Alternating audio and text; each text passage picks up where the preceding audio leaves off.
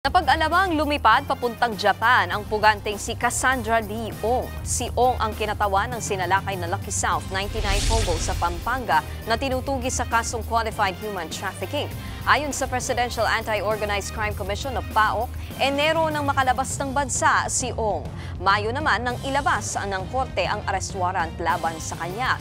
Bago umalis ng bansa, nakulong si Ong matapos ma-cite in contempt sa pagdinig ng Kongreso. Pero pinalaya siya noong magsara ang 19th Congress. Bukod sa warrant of arrest, may whole departure order na rin laban kay Ong at pinakakansela na rin ang kanyang pasaporte. After that, we have no more idea where she went. Bakit yung importante ang Kongreso dito? Sapagkat sila po ang huling may hawak kay Catherine Cassandra Lee Ong.